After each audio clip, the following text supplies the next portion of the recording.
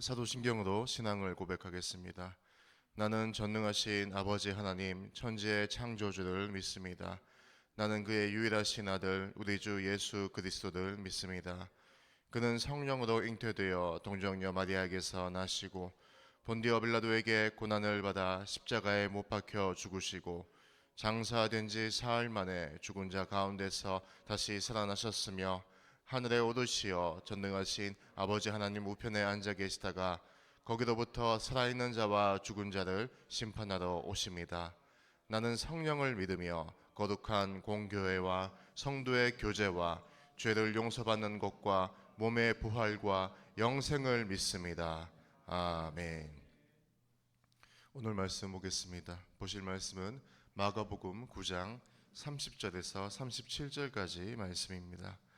마가복음 9장 30절에서 37절까지 말씀입니다.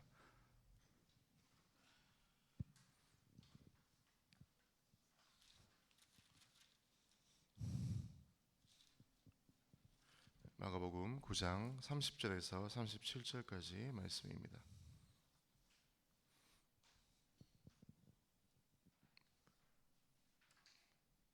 더 찾으신 줄로 알고 제가 먼저 읽고 교독하겠습니다.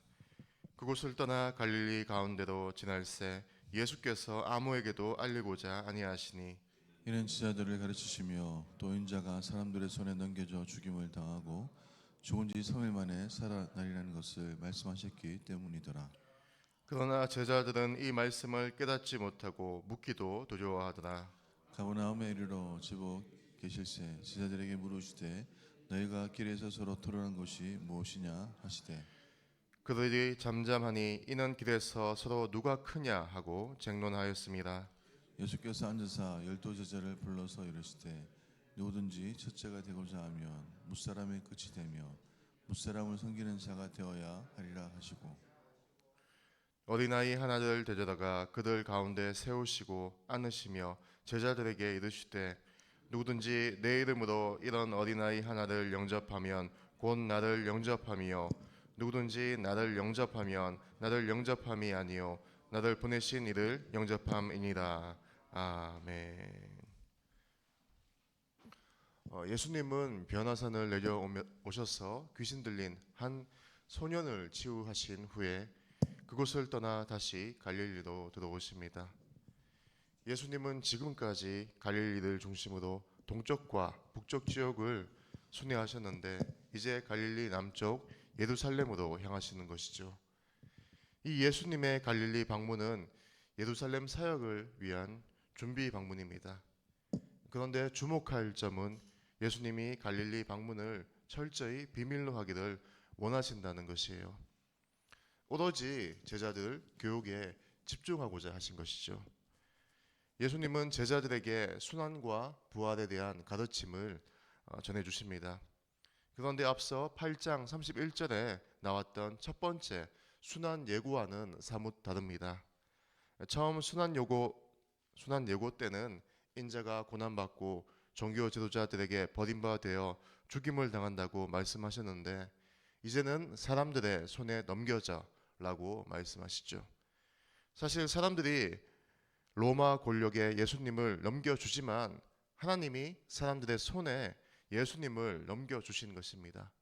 즉 넘겨질 것이다 라는 수동형 동사의 의미상 주어는 1차적으로는 예수님을 넘겨주는 역할을 하게 되는 가룟 유다, 공회, 빌라도 등이겠지만 그 궁극적인 주어는 하나님 자신으로 이해될 수 있습니다. 그래서 이 수동형 표현은 예수님의 죽음의 신적 필연성을 표현해 준다고 볼 수 있습니다. 그동안 사역을 통해 예수님은 모두가 기대하고 환영할 메시아적 환상에 대단히 적합한 인물로 소문이 나 있었습니다.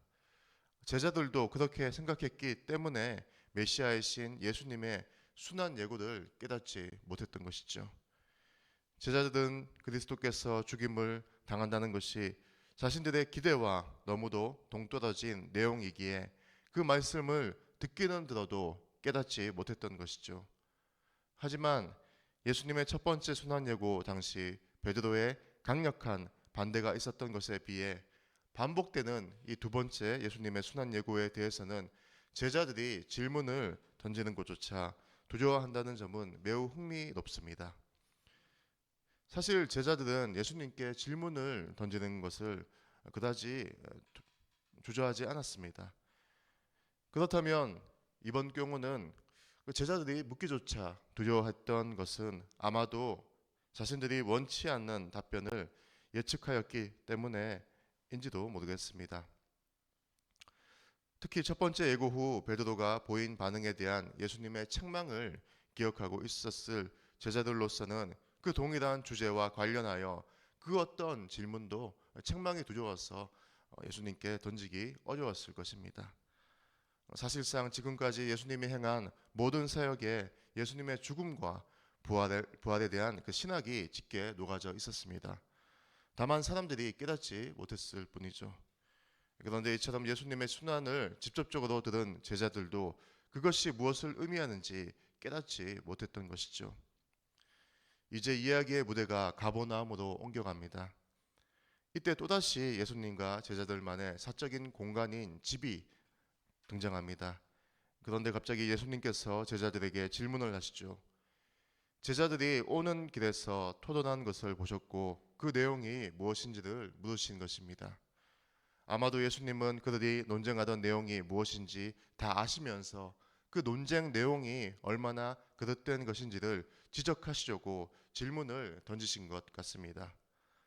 뜻밖에도 그들이 토론한 주제는 예수님의 순환 예고가 아니었습니다. 제자들은 또다시 입을 닫습니다. 그러나 그들만 알고 있던 비밀은 마가에 의해 공개가 됩니다. 스승인 예수님은 순환을 예고하는데 제자들은 서로 누가 큰지 격하게 토론하고 있었던 것이죠. 예수님의 관심은 다가오는 죽음에 모아져 있는데 제자들의 관심은 지위에 모아져 있다는 사실은 가히 충격적입니다. 이는 그들이 예수님의 순환 예고를 얼마나 제대로 깨닫지 못했는가를 여실히 보여주는 것이죠. 특히 그들이 예수님의 고난과 죽음의 장소인 예루살렘을 향하는 길에서 이와 같은 논쟁을 했다는 사실은 제자들의 상태가 얼마나 심각한 것인지를 잘 보여줍니다. 예수님께서는 그 길이 십자가로 가는 길인데 반해 제자들에게는 그 길이 아직도 영광과 지위를 향한 길로밖에는 인식되지 못하였던 것이죠. 어쩌면 이 지위 관련 논쟁은 12 중에 세 제자들만 변화산에 다녀온 데서 촉발되었는지 모릅니다. 특히 변화산 아래에 남아있던 9 제자들이 귀신을 쫓는데 실패하였다는 사실은 두 그룹 사이에 지위 구분을 현저하게 부각했을 수도 있습니다. 이처럼 안타까운 모습에 예수님은 제자들에게 이렇게 말씀하시죠. 우리 35절 말씀 다 함께 읽어보겠습니다. 35절 말씀입니다. 시작. 예수께서 앉으사 12 제자들을 불러서 이르시되 누구든지 첫째가 되고자 하면 무사람의 끝이 되며 무사람을 섬기는 자가 되어야 하리라 하시고, 예수님은 제자가 추구해야 할 목표가 세상 사람들처럼 높아지는 것이 아니라 오히려 낮아지는 것, 곧 종으로서 섬기는 것임을 밝혀주십니다. 예수님은 이 하나님의 원리를 제시하시는데 어린 아이를 활용하십니다. 사회적으로 지극히 낮은 지위를 갖는 어린 아이에 대한 제자의 태도가 예수님께 대한 그리고 하나님께 대한 태도가 된다는 것이죠. 어린아이처럼 낮은 자에게 높은 가치를 부여하는 것은 당시 사회적으로 자연스러운 것은 아니지만 이것이야말로 과연 하나님의 가치 기준을 받아들이고 있는가의 여부를 가리는 시금석입니다. 제자들은 최고의 섬김을 받기 위한 첫째가 누가 될 것인지 쟁론했지만 예수님은 첫째는 가장 끝에서 모두를 섬기는 위치에 있는 자라고 분명히 말씀하십니다. 그래서 예수님은 당시 유대 정서와 사회 구조상 미천하게 여겼던 어린아이 하나를 불러와 제자들 가운데 세우십니다. 예수님은 그 어린아이를 포근하게 안아주시죠. 끝에서 섬긴다는 것이 무엇을 의미하는지 그 행동으로 교훈하신 것이에요. 우리 37절 말씀 함께 읽어보겠습니다. 37절 말씀입니다. 시작. 누구든지 내 이름으로 이런 어린아이 하나를 영접하면 곧 나를 영접함이요 누구든지 나를 영접하면 나를 영접함이 아니요 나를 보내신 이를 영접함이니라. 예수 이름으로 어린아이를 영접하는 것은 곧 스승인 예수님을 영접하는 것입니다. 그 영접은 곧 예수님을 보내신 하나님을 영접하는 것이죠. 영접 대상이 크면 클수록 자신이 크다는 것은 당연한 이해입니다. 외국의 국가 원수가 방문을 하게 되면 특별한 사정이 없다면 그 나라의 원수가 나와 맞이해야 되는 것이 국제적인 관례입니다. 높은 사람은 높은 사람이 맞이하는 것이 당연한 이치죠. 때문에 가장 천한 대상인 아이를 영접한다는 것은 곧 영접하는 자신도 그 아이와 같이 천한 자가 된다는 것을 의미합니다. 하지만 예수님은 그 낮고 낮은 자리까지 오십니다. 신학적 용어로 이것을 예수님의 비하라고 하는데 결국 예수님의 낮아지심, 십자가 죽음이 없다면 우리의 구원 또한 없는 것이죠. 결국 예수님의 섬김이 없다면 우리에게 구원이 없는 것입니다. 예수님의 그 섬김으로 이 땅에 하나님 나라가 도래한 것처럼 이 하나님 나라를 확장시키려면 반드시 예수님의 섬김이 우리를 통해 드러나야 합니다. 지난 주간 중고등부 수요예배를 마치고 많은 선생님들과 학부모님들의 섬김과 봉사가 없었더라면 어느 것 하나 할 수 없음을 다시 깨닫게 되었습니다. 그 많은 섬김들이 모여 이 하나님 나라의 뜻이 이루어지고 확장되어 가는 것입니다. 그 누구보다 가장 낮아지신 겸손과 섬김의 왕이신 예수님을 따라 제자인 우리들도 그 겸손과 섬김으로 하나님 나라를 확장시켜 나가기를 간절히 축원합니다. 사랑과 은혜가 많으신 하나님 아버지 감사드립니다. 주님, 예수님이 어린아이를 영접한 것은 우리가 어린아이처럼 낮아져서 그 겸손과 섬김으로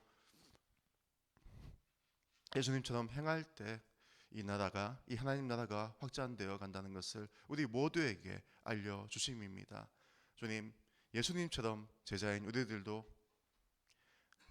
낮고 낮은 겸손의 마음으로 이 교회를 위해서, 이 하나님의 나라를 위해서 섬기고 희생할 수 있도록 주여 허락하여 주시옵소서.